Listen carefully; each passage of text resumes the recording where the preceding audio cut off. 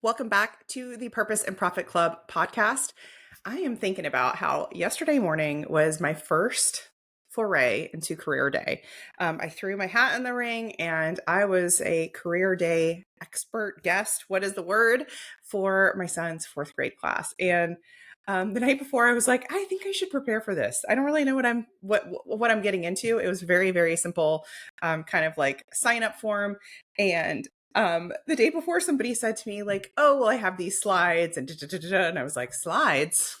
I don't have any slides.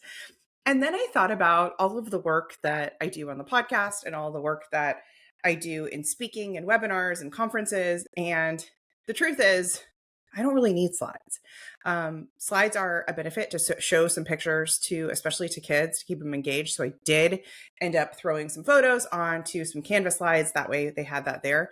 But it was a good exercise in like, how often are you out there talking about the work you do? How often are you talking about your mission? And if you feel like, here's a litmus test, you could show up for career day for a fourth grade class and just wing it and do excellent, then that's a good test of like, yeah, I'm out there in the field. I'm out there talking to donors. I'm out there in front of my community talking about our work. And if you feel like, Christina, I would want at least a week to prepare, then that's a kind of a key indicator of your edge, of a growth opportunity for you. Because I want you comfortable talking to fourth graders. I want you comfortable talking to 40-year-olds. I want you comfortable talking to 80-year-olds, right? So it was really fun. I had about, 20 minutes or so. I got to talk about my work, which I actually was like, I knew would be a little bit of a challenge because I'm in the middle um, of the nonprofit. I don't work in-house for the nonprofit. So I have, I was taking the sort of entrepreneurial business lens, but also talking specifically about the work some of y'all do. And I was able to share some of the work of our clients in the club, of the clients I've worked with across not only the United States, but across, we hit South America, we hit the Caribbean, we hit some international nonprofits. So it was really, really fun. Today, we're going to talk about the 2 skills you need to raise 5 figures every time you fundraise. Now, listen, I'm going to be telling and going through these 2 skills with the lens of the smaller shop nonprofit, maybe the nonprofit that hasn't hit their first 100K yet in annual fundraising revenue, or maybe they're stuck around 100K or 200K and hasn't really broken past that. However, for my larger or more established orgs, maybe you're rocking and rolling in $1 million past, you're going to find some really good strategies today that you can deploy to make those 5 figures or even 6-figure fundraisers easier. Okay. So let's begin. Most nonprofits make fundraising way harder than it needs to be. So if you feel like you're carrying your entire nonprofit's fundraising efforts on your back, you're not alone. I literally see this almost every single day, whether it's a call, an email, a direct message I receive, where the executive director, oftentimes the nonprofit founder for the smaller shop, feels like, listen, I'm the only one fundraising. It's all on me. My board is hands off. It's up to me to make this happen. I'm stuck making every single ask. So if that's you, if you're like nodding along, you're like, yeah, here's the thing. Solo fundraising is not sustainable. And the good news that I have for you is I actually don't want you fundraising alone. When you look at larger scaled organizations, even at the $500,000 mark or $1 million mark, right, in annual fundraising revenue, it's not a solo operation. And what I mean here is it's not about having like a bunch of staffers. It's not like, oh, well, she's saying we need to have a development person and a major gifts officer and a blah, blah, blah, and a blah, blah, blah. Sure, eventually, yes, you will. But that is actually not what I'm talking about today. So I'm going to share some good news. One, that we're going to get you out of solo fundraising because you don't have to do this alone. I'm going to break down the 2 essential skills you'll need to raise 5 figures every time you fundraise. Okay, so stick around today. I'm also going to share with you my new program, the Sprint Method. This is a step-by-step system to make fundraising repeatable, scalable, and way less stressful. Sound good? All right, let's go. So here's the problem that I see. Most fundraisers actually struggle to raise 5 figures. You're struggling at your 10K goal. Most nonprofit leaders I talk to are stuck in one of these 2 fundraising traps. Okay, one, they wait too long to ask. They spend months of cultivating relationships, sending updates, waiting for the perfect moment, the right sunshiny day, the right phone call, the right da da da, only to have donors disappear when it's finally time to give, right? Like you're waiting, you're like kicking the can, right? And it makes sense. One reason is many of you have been taught cultivation cycles take a long time. But you're listening to this podcast because you're as impatient as I am, and you have a sneaking suspicion that the old way is no longer getting you where you want to be, right? Donor habits have changed, consumer habits have changed, and you're seeing that like this old school way isn't working anymore. Okay. The other trap I see is you're trying to do it all alone. So maybe you assume fundraising is 100% of your job. And so you're not engaging your board, volunteers, supporters to help. And the result of that is a constant cycle of stress, burnout, and big one, unpredictable revenue. Okay. And if you're thinking, Christina, no, I am asking my board members to fundraise. They're just not. I was just on a call this morning with somebody who said, yeah, like, how do you get the board to fundraise? I mean, they're a good board, but they're just not well connected. They're a good board, but they're just not doing the things they said they would do. Okay, we'll address that. So how do we fix it? Here are the 2 skills you need to raise 5 figures every single time. All right, skill number 1, confident, proactive donor outreach. This is about leading the conversations, not waiting for donors to, air quotes, be ready. Your funding doesn't depend on how many donors you have. It depends on how many conversations you start. So let's talk about what prospecting is. Let's talk about what lead gen is.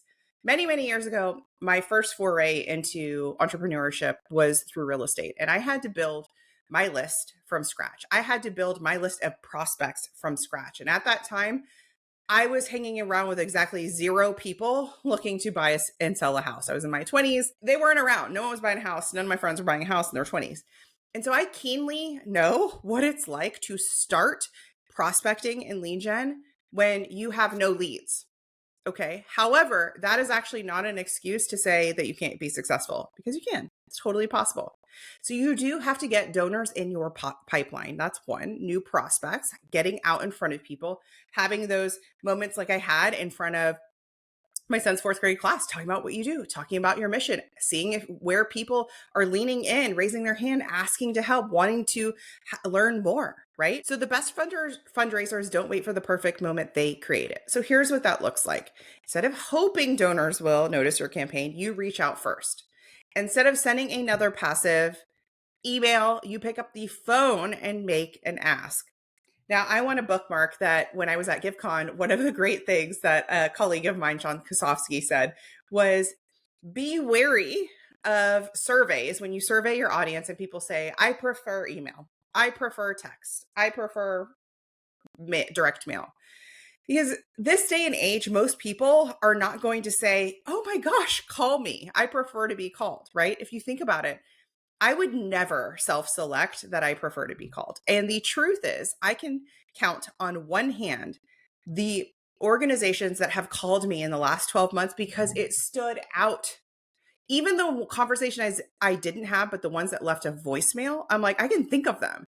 And I'm thinking them in a warm way, not in an annoyed way, a warm way, because the voicemail they left or the conversation that we had was so good. So picking up the phone and making the ask is so, so important. And when you don't necessarily have the tools, support, practice, it can feel very, very daunting to do. So that's why we will give you that support inside the sprint method. All right. Another way that this shows up is instead of waiting for them to decide, you guide the conversation with urgency and clarity. Okay, this is a big one. So I see that you have a goal. Let's say you have a goal to raise $50,000. And I ask you, by when? For what? And the general answer is the sooner the better for our programs, right? I am not compelled as a donor or donor prospect to take action based on that, right? So the reason why some fundraisers never hit their goal or barely squeak by to the finish line is because it's lacking story, it's lacking urgency, and it's lacking that specificity, right? And those are all killing your campaigns before they really get out the gate. So One of my clients was really hesitating to ask for major gifts. She thought, I got to cultivate more. I'm not sure. Or, they gave to that campaign last year. We coached her. I coached her through a bold outreach plan, drilling in that story, that urgency for her campaign. And within 30 days, she landed a $10,000 gift, new recurring donors. So the lesson here is if you don't ask, the answer is always no. If you don't ask, the answer is always no. And a lot of what we do in this prospecting donor outreach process is building your capacity to hear no. Because inevitably, on the path to hearing lots and lots of yeses, yes, I would like to make that $10,000 gift. Yes, I'm going to make a donation. Yes, I want to support your fundraiser. You're also going to hear no, and you're also going to hear silence, which silence in this case is a no. A non-response is a no, right? And so expanding your capacity to hear those no's and not make it mean that you're doing something wrong, not make it mean that you should stop, but actually realizing that those no's are the path to yeses. So I'm going to give you the good old fashioned running metaphor here. So if you knew you wanted to run a marathon, you probably wouldn't sign up for a marathon and have that be your first foray into running, right?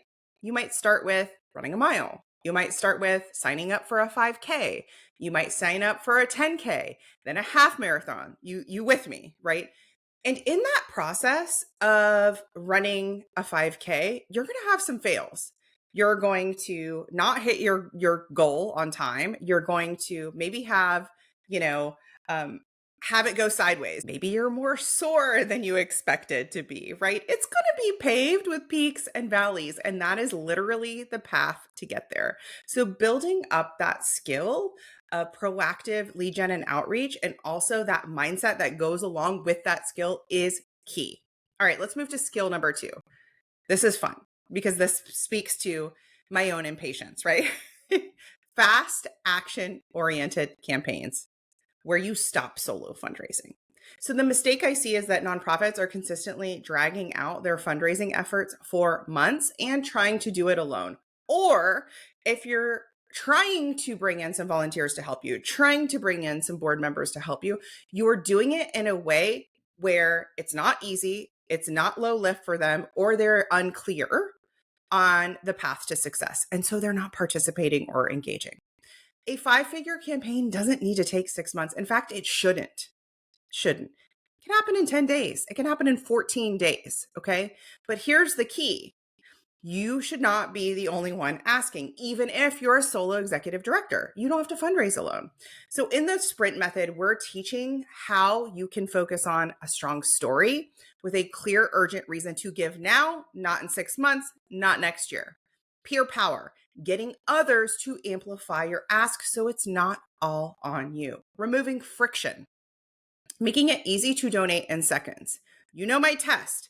Can I donate to your nonprofit from my couch, on my mobile phone, on my iPhone? If not, we have a friction problem, okay? If I have to get up and grab my credit card and punch in numbers, we have a friction problem. If I need to only use PayPal or Venmo or some other app, we have a friction problem. If you want me to mail in a check, we have a friction problem, okay? Injecting urgency, setting deadlines and matches that drive action. Urgency is such a strong play.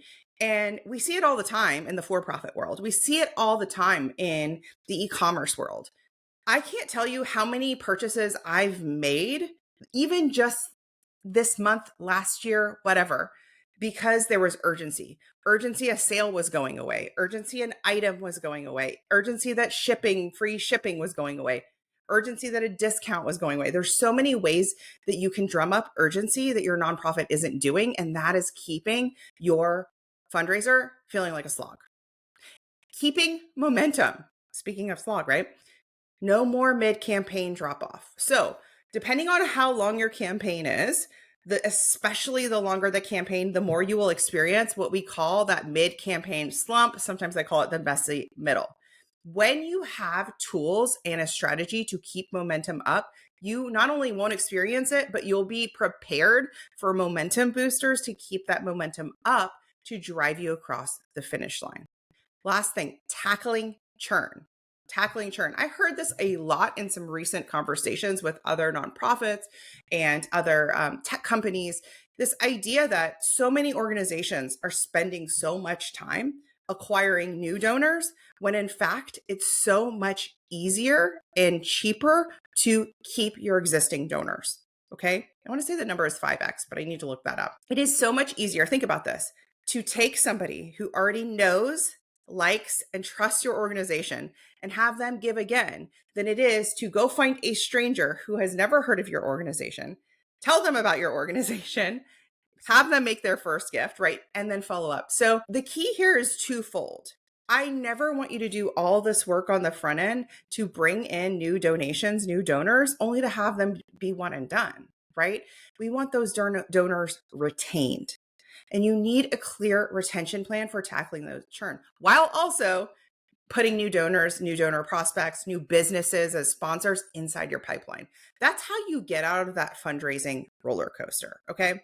So here's how you stop solo fundraising and still raise more.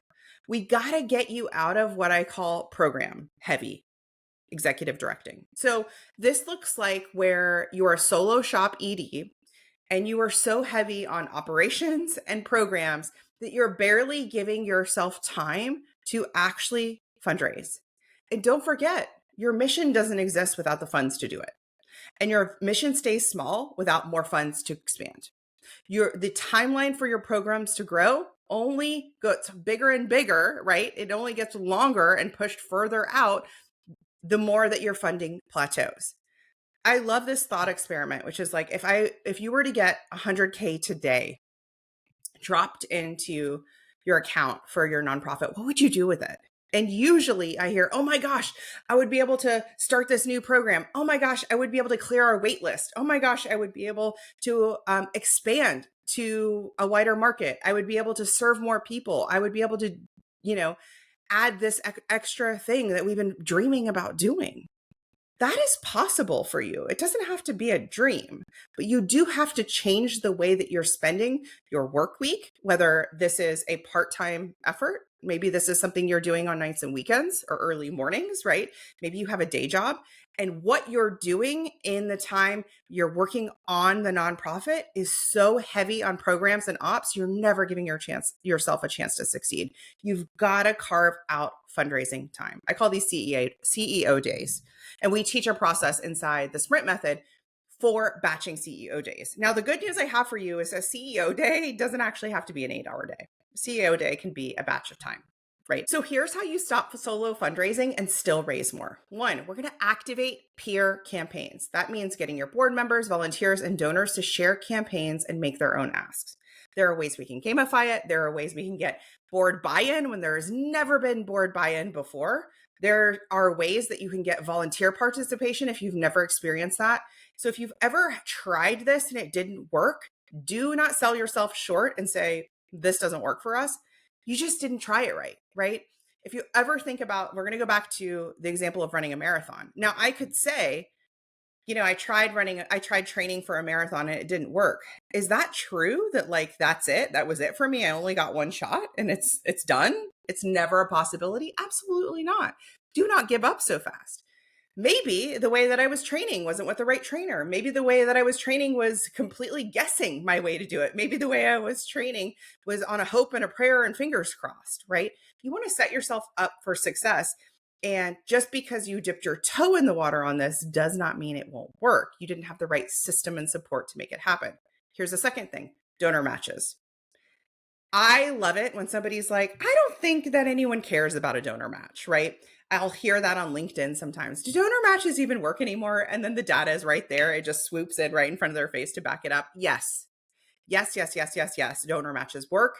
You should be securing them with every single campaign. I believe it was the We Are for Good. My friends at We Are for Good, they had I want to call it a summit. They had a thing and they brought in Scott Harrison from Charity Water, and he was talking about some A/B testing they were doing to a fundraising page or for a campaign. And they were testing two different styles of donor matches. And the donor match that converted the highest was what I would call a pattern interrupt donor match. So instead of saying double your gift today, all funds will be matched by a generous donor up to $10,000.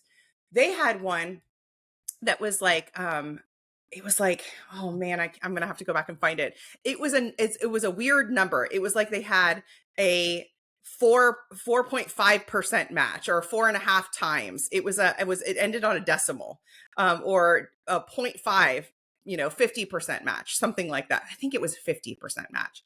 And it was a pattern interrupt. If you landed on a page that didn't say double your donation, but had a different number, even a 3x match will do this, or a 6x match, depending on what you've got.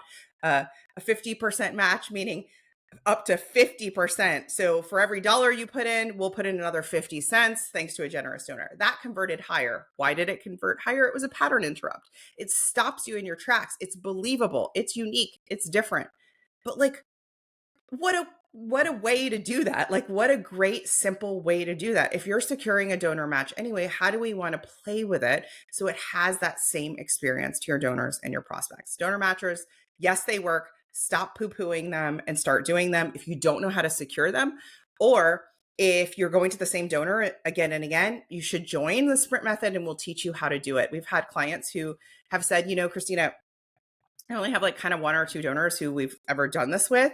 And we taught them a process, and they were able to secure a brand new donor match. And not only that, their donor match said, this is so cool. I've never been asked to do this before. It was such a wow moment for them. Talk about a great experience for them. All right, another step, engaging your board.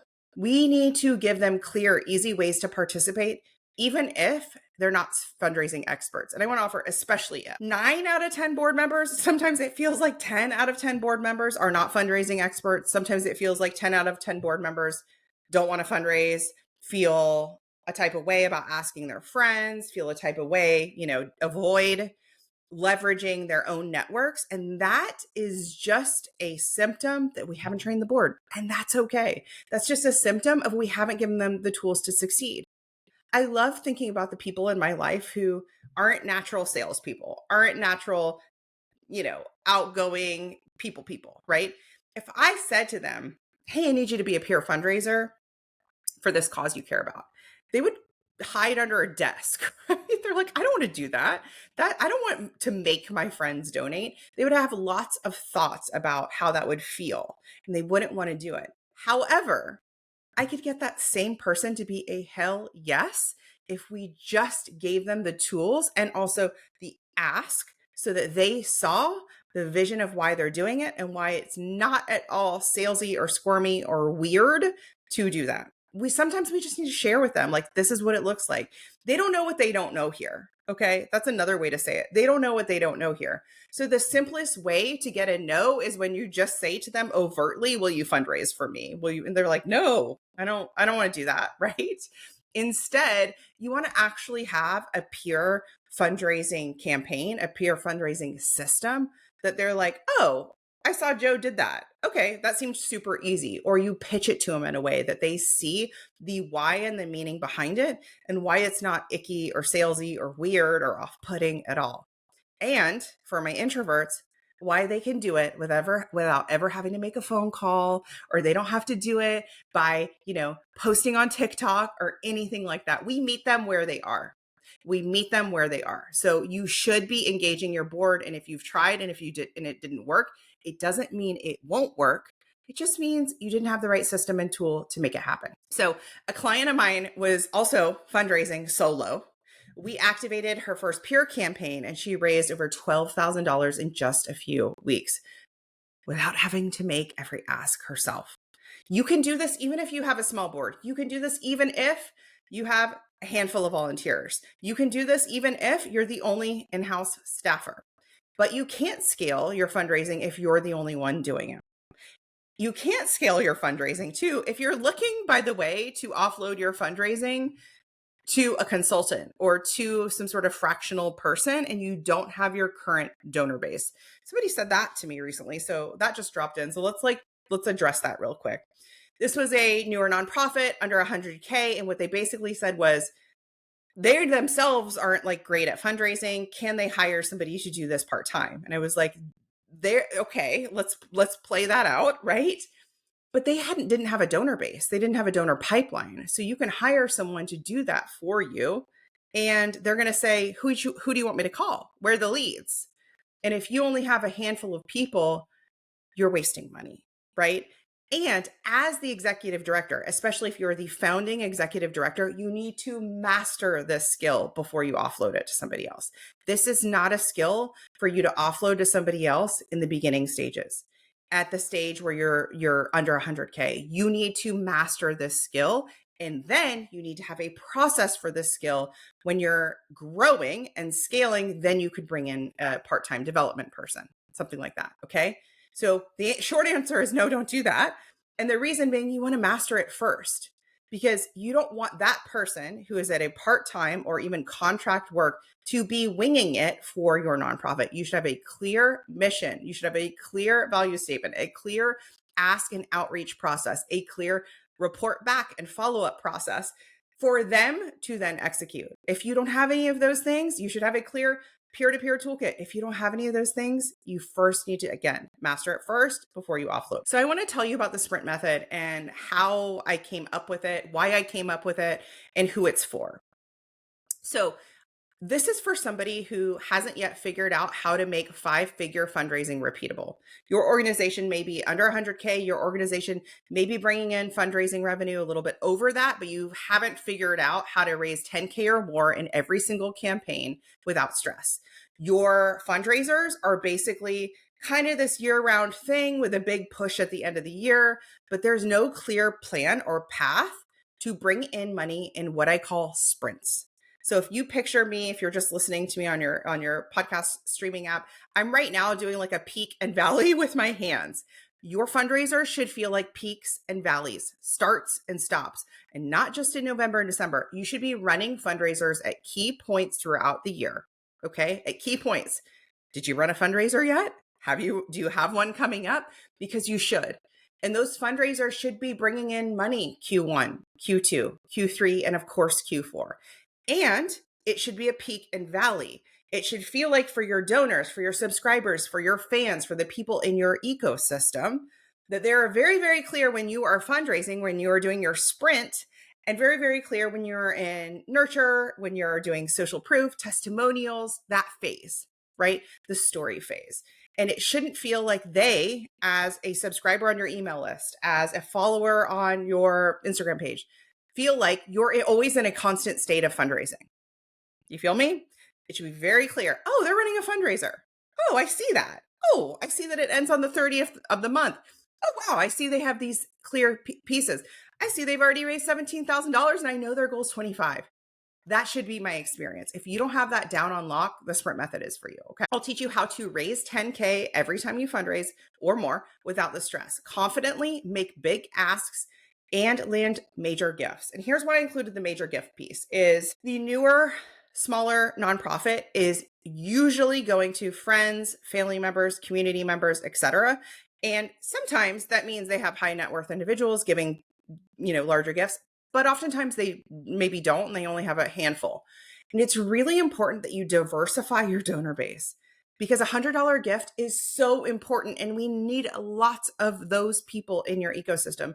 And when you have a large goal like 50K, having a pipeline of major and mid-sized donors who can take big chunks out of that goal is essential to get you to that 500K and ultimately million plus in funding.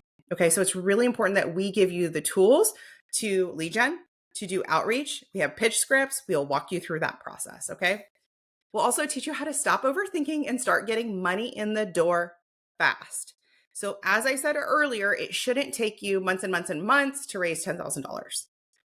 I oftentimes, when I was building out the curriculum for this program, I think about a faucet, right? So that when you need funding, you turn on the faucet and you run a campaign. And then when the campaign's over, you turn off the faucet versus what I see very, very common is the faucet is a trickle and it is a trickle in for months and months and months and months and months and months until you finally hit your goal. It should not feel like that for you.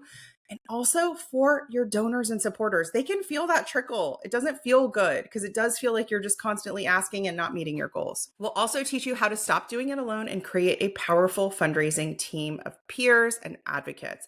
That's why I created the sprint method. So it's my shortcut to 5-figure fundraisers on demand. No long cultivation cycles, no guessing, no waiting, no more doing it all yourself. You get a proven step-by-step system you can access 24/7 in our members area. This is a video curriculum, so you'll get access to all of the videos. You can go at your own pace. Some people love a fire hose style for this. Some people like to go, nights, weekends, whatever feels good, lunchtimes, right? And go at their own pace. We will have done for you scripts, templates. You never have to wonder what to say. Plus, we do live monthly group coaching with me. So you always have a clear action plan. So you can bring anything to group coaching for feedback. We can workshop, we can role play a major donor conversation, a matching donor conversation. We can work on your board engagement for the sprint method for an upcoming campaign. You'll get anything you want, 360-degree feedback on those live monthly calls. Plus, we have a private community where you can connect with other nonprofit changemakers for accountability, celebrate your wins, and get that momentum. If you are serious about breaking out of solo fundraising and building real funding momentum, this is for you. I built this program. It is very, very different. If you've heard me talk about the Purpose and Profit Club, where we teach a more advanced technique, which is layering in the social street team method and more advanced techniques in fundraising, this program is very different because it is built for nonprofits who have not yet mastered how to make 5-figure fundraising repeatable. If you go to splendidcourses.com/sprint or click the link in our show notes, you can go and check out what's inside the sprint method. It is a 12-month program. It is $2,000 at our early bird rate, okay? Because we are already pre-selling it to our wait list. If you join at the time that this episode is live, you will get that special early bird pricing because it is a new program. And we also have a payment plan for $180 a month. So you're not allowed to tell me that it's not within budget, because $180 a month in order to figure out and get the entire system to fundraise and create 10K campaigns or more on repeat is worth it every single time. So I built it with the part-time founding ED in mind, and I wanted to make it very, very accessible. If you have questions about the sprint method, I want you to do one of two things. One, you can email me questions, or two, you can head over to my LinkedIn and you can send me a message with any questions. I will look at your organization. I will tell you if it's the right place for you. And if you're like, I'm deciding between the two, I'm not sure what program is right for me, then I can help you. I'll help you figure that out. All right. I am so excited to see and share the sprint method with so many of you. And I hope that you see that all you need for fundraising 5 figures every time is the skill of confident, proactive donor outreach and fast, action-oriented campaigns, ones with start dates and finish dates. We need great, juicy stories, and I can't wait to support you create yours. See you next time.